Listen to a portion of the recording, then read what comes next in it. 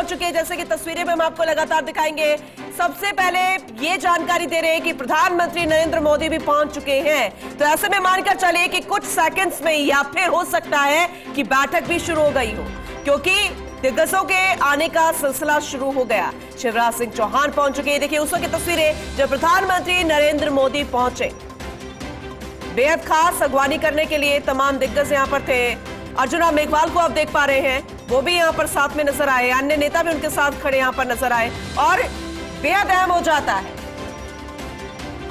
शपथ के बाद, विभागों के बंटवारे के बाद, कैबिनेट के विस्तार के बाद और अब जब प्रधानमंत्री Narendra Modi face to face सभी से मिलेंगे, उनसे बातचीत करेंगे, क्योंकि धन्यवाद भी दिया जाएगा, बधाई भी दी जाएगी, क्योंकि अब फेस टू फेस चर्चा होगी तो तमाम ऐसी बातें होंगी जो बेहद महत्वपूर्ण होंगी। और दूसरी तरफ देखा जाए तो 18वीं लोकसभा चल रही है, 7वां दिन है और दूसरा दिन इस बात को लेकर, क्योंकि कल ये अमित शाह की तस्वीर देखिए जब वो पहुंचे थे।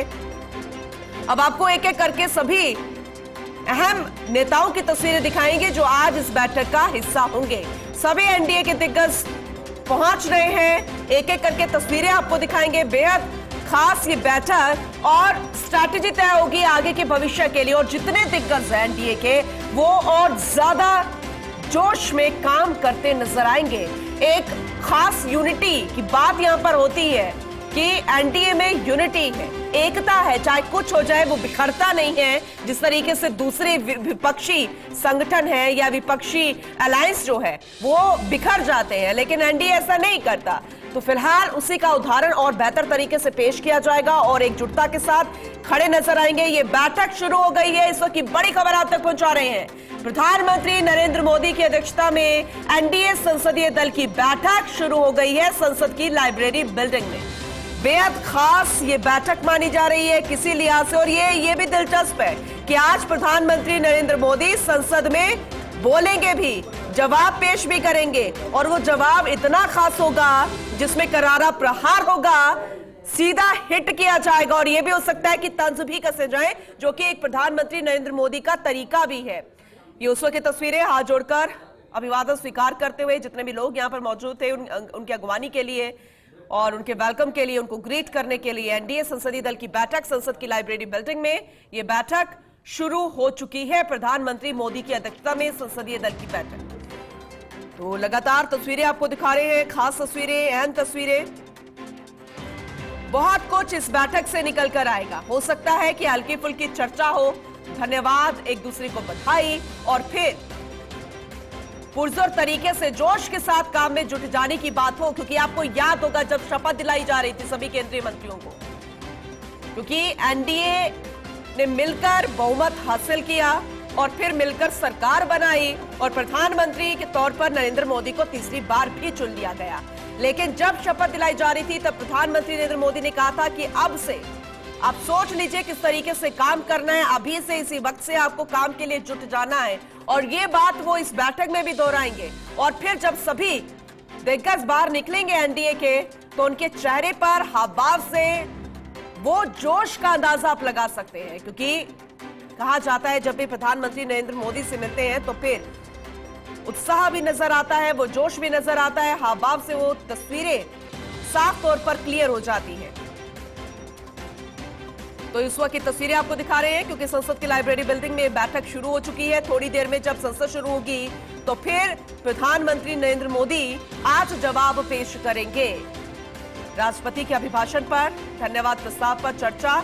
कल राहुल गांधी को सुना था, लगातार केंद्र सरकार को घेरते नजर आए। हिट उन्होंने सीधा नरेंद्र मोदी को किया कई मुद्दों को लेकर। और अब जब वक्त है प्रधानमंत्री नरेंद्र मोदी का जवाब पेश करने का, तो सिर्फ विपक्षी नहीं, पूरे देश की नजरें प्रधानमंत्री नरेंद्र मोदी के उस जवाब पर रहेगी। लेकिन उससे ठीक पहले ये बैठक अपने आप में कई मायनों में खास मानी जा रही है।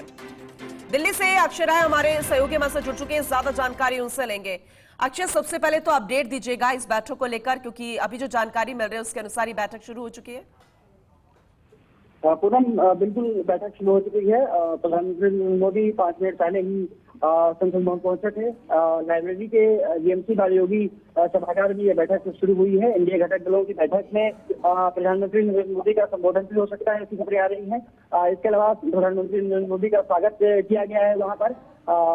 माना जा रहा है कि इस बैठक में तमाम रणनीतियां बनाई जा सकती हैं कि किस तरह से सदन में अपनी बात रखनी है और साथ ही साथ किस तरह से प्रधानमंत्री नरेंद्र मोदी अपनी बात रखते हैं, क्योंकि कल आपने देखा होगा कि जिस तरह से राहुल गांधी ने भाषण दिया उसमें तमाम विवादास्पद मुद्दों को लेकर के बीजेपी हमलावर रही।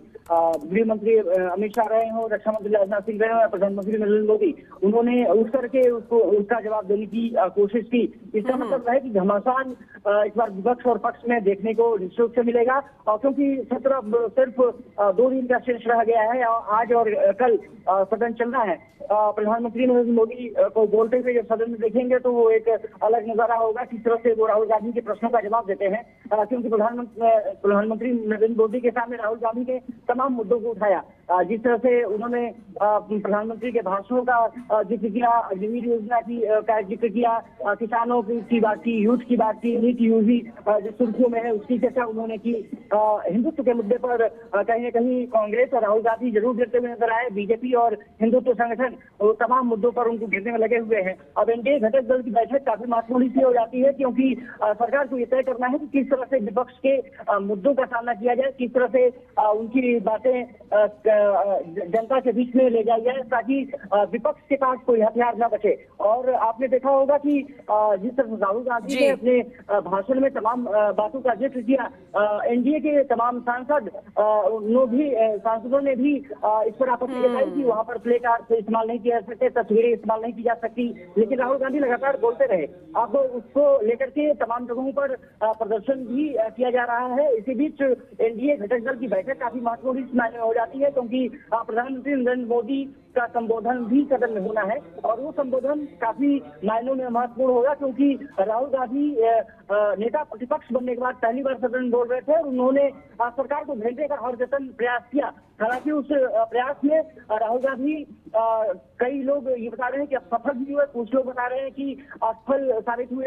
अब सबसे बड़ी बात ये रही है कि राजनीतिक पंडित अपने अपने हिसाब से उसका आकलन करते हैं, लेकिन सरकार किस तरह से आकलन करती है, सरकार के जो नुमाइंदे हैं वो किस तरह से अपनी बातें रखते हैं, वो इम्पोर्टेंट होने जा रही है और इसीलिए एनडीए घटक दल की बैठक काफी महत्वपूर्ण है। दूसरी बात यह है कि सरकार किस तरह से एनडीए सहयोगियों के साथ चलेगी उस पर भी चर्चा ये माना जा रहा है कि होगी, क्योंकि तमाम गठन सहयोगियों के साथ ये सहारे सरकार चल रही है, तो सहयोगियों को साथ लेकर के भी किस तरह से आगे। अक्षय, मेरा सवाल भी यही था क्योंकि स्ट्रैटेजी तो बनाई जाएगी संसद में, क्योंकि सबको आवश्यक रूप से उपस्थित रहने के लिए कह दिया गया है और संसद के लिहाज से तो स्ट्रैटेजी है ही, लेकिन दूसरी तरफ क्योंकि निर्भर तो है एनडीए के सभी संसदीय घटक दलों पर पूरी केंद्र सरकार, लेकिन कुछ मुद्दे ऐसे हो सकते हैं जिस पर चर्चा होगी, जिसे हो सकता है कि आगे अमली जामा भी पहनाने की कोशिश की जाए, जिसे एक बिल के रूप में पेश करने की कोशिश की जाए जो जनता के हित में हो, लेकिन सभी से फैसला लेकर सबसे राय मशवरा करने की जरूरत हो,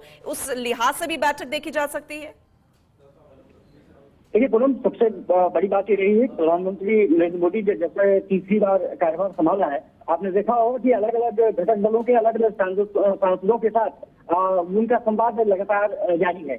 चाहे वो टीडीपी सांसदों के साथ उनकी बैठक रही हो, जेडीयू सांसदों के साथ बैठक रही हो, जनसेना पार्टी के साथ सांसदों की बैठक रही हो, या कल शिवसेना के सांसदों के साथ भी प्रधानमंत्री नरेंद्र मोदी ने संवाद किया। इसका मतलब है कि प्रधानमंत्री नरेंद्र मोदी चाहते हैं कि जो भी सांसद यहाँ जीत के आए हैं, ये घटक दल के हैं, उनके साथ संवाद का सिलसिला शुरू किया जाए और उसका निश्चित रूप से जो आज की बैठक में उसका प्रत्युत्तर कहीं ना कहीं देखने को मिल सकता है। ये माना जा रहा है कि तमाम सहयोगियों को एक विश्वास में लेने की कोशिश करेंगे कि जो भी आप विकास कार्य चाहते हैं, जो भी आप नीतिगत ढांचा में बदलाव चाहते हैं, उस पर चर्चा करने के लिए सरकार और बीजेपी उसके लिए खुली हुई है और इसीलिए एनडीए घटक दलों की बैठक बुलाई गई है ताकि आने वाले समय में किस तरह से सरकार को आगे बढ़ना है, उनसे सहयोगियों से भी चर्चा की जा सके और साथ ही साथ प्रदेशों में किस तरह से वो संवाद के साथ प्रदेशों में विकास की रूपरेखा बनाई जा सकती है, उस पर चर्चा की जा सकती है। और खास बात यह रही है कि अभी कुछ दिन पहले नीतीश कुमार से उन्होंने संवाद किया था।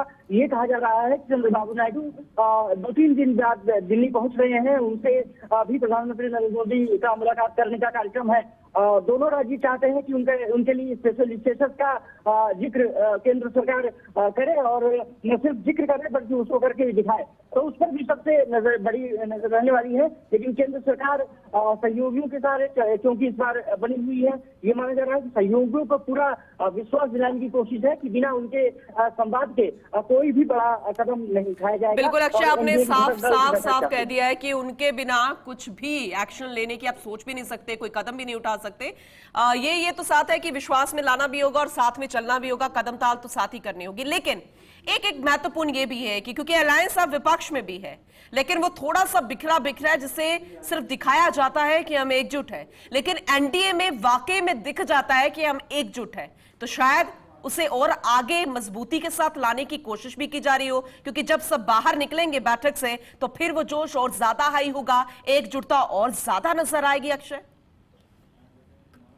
बिल्कुल आएगी, और ये कहा जा रहा है कि इसीलिए घटक दलों की बैठक बुलाई गई है ताकि एकजुटता का प्रदर्शन किया जा सके। आपने कल देखा होगा कि राहुल गांधी जब भाषण दे रहे थे तो उन्होंने कहा कि आप सभी को डराते हैं। प्रधानमंत्री नरेंद्र मोदी पर सीधा कटाक्ष उन्होंने किया, बीजेपी पर भी उन्होंने हमला बोला। लेकिन हमारे यहाँ जो इंडिया गठबंधन है, उन्होंने कहा कि यहाँ पर सभी कोई बात अपनी सामने रख सकता है। तो ये अब एनडीए दर्शाने की कोशिश करेगा कि राहुल गांधी जो भी बात कर रहे थे वो पूरी तरह से झूठी और कोरी अफवाहें टाइप का बात कर रहे थे। उसमें कोई सच्चाई नहीं है। एनडीए पूरी तरह से एकजुट है, न किसी को डराने का जिक्र है, न किसी को धमकाने की यहाँ बात हो रही है, बल्कि एकजुटता दिखाने का एक प्रयास है, और उसमें एनडीए सफल होती हुई दिखेगी। ये पूरा दिखाने का प्रयास है, और इसलिए एनडीए घटक दलों की बैठक बुलाई गई है। तो ये माना जा रहा है कि अब इसमें तमाम मुद्दों पर संवाद बनाने की कोशिश होगी, और किस तरह से सरकार आगे चलनी है। 100 दिन का एजेंडा जो प्रधानमंत्री नरेंद्र मोदी ने जिक्र किया था चुनाव से पहले, उसको किस तरह से फुलफिल करना है, उसमें एनडीए के सहयोगी किस तरह से भूमिका निभा सकते हैं, इन तमाम मुद्दों पर चर्चा एनडीए की घटक दलों की बैठक में आज मानी जा रही है। बिल्कुल आपने सही कहा, और आगे भी आपसे अपडेट लेते रहेंगे। अक्षय, फिलहाल इस विस्तार से जानकारी के लिए आपका बहुत धन्यवाद।